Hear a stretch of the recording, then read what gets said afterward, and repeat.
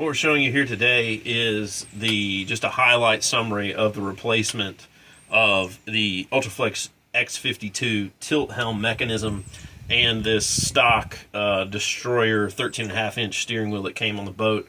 Bought this Everglades 24-3 almost a year ago, and the unit, as you can see right here, was completely rusted out. The wheel was actually shaky, even though the shaft wasn't, but it had rusted. The wheel and the shaft had rusted together, so I had to get a replacement U52 or X52 unit from Ultraflex.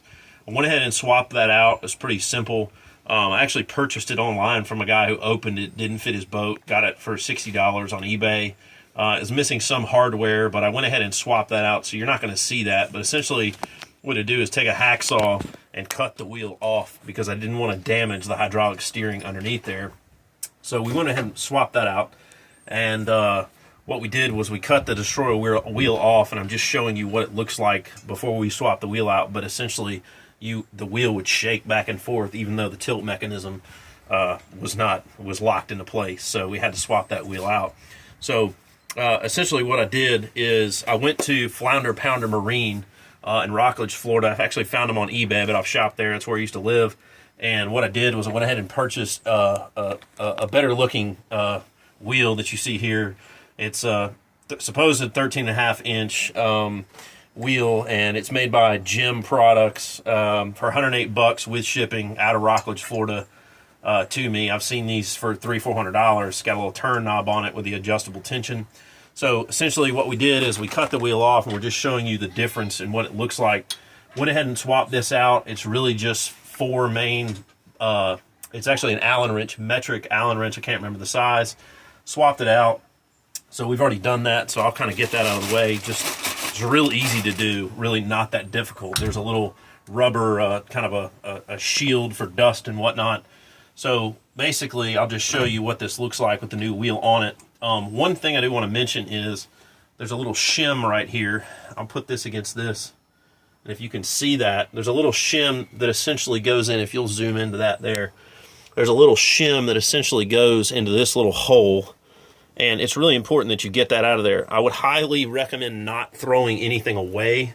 I started to throw this stuff away after I cut it off, waiting for the new wheel to come in, and I realized some of those parts were missing from the new Ultraflex. So I had to knock that out of the old wheel that I cut off, and then essentially, and I haven't done this before, you've got the little notch there, and that sort of locks the wheel into place. I'm going to just try and slide that on, and it looks like that's pretty much it. This is the X52 unit from Ultraflex, and this wheel, again, made by Jim Products. There's some other companies, I guess, that have this made and have their name put on it. I literally can't tell the difference. It is important to not buy one of these as a knockoff. There's some guys in California that are selling it for about $10 cheaper. Flounder Pounder warns against that on their eBay ad, that they're not actually made to spec. They can be out of round, so be careful for that. And essentially what this comes with, so this is a 3/4 inch tapered shaft that this wheel just sort of sits down onto, and then essentially you've got a M12 metric nut. It is decorative and functional at the same time, but essentially you just tighten that down, and I'm not going to do that yet. I want to put maybe a little bit of anti-seize on there. I use that. I'd take a bath in anti-seize if I could, but we'll do that later. We'll grease it up. But essentially, you just tighten the knob down on there, and you're done. And there's the finished product. So essentially, and I don't want to steer it too much, you've got this really good-looking wheel. You can tilt it, and if you take the cover of this off right here, you can actually adjust the tension, and we'll do that later. That's a little too loose for my liking. Not even really a big fan of these knobs. But anyways, I don't care. It looks really good. It looks 100 times better than what it did.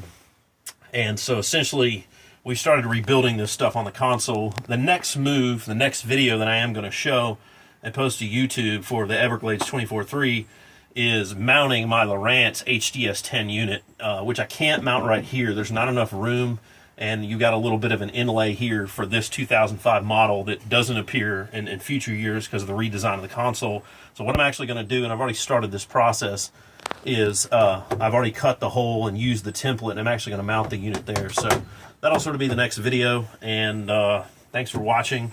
Hopefully you've got some information out of this, and I'll try and post some information at the end of the video, maybe help you out. But essentially this whole project, literally with shipping from start to finish. Now I had to buy a couple pieces, like I told you, some screws that were missing, and the guy told me that in advance. So the helm, $60 shipped. The wheel, 108, I think is what it was, shipped. So, you know, 170 bucks to completely refinish this is a pretty good deal, considering I could have spent about $400 or $500. So that's it. Thanks for watching.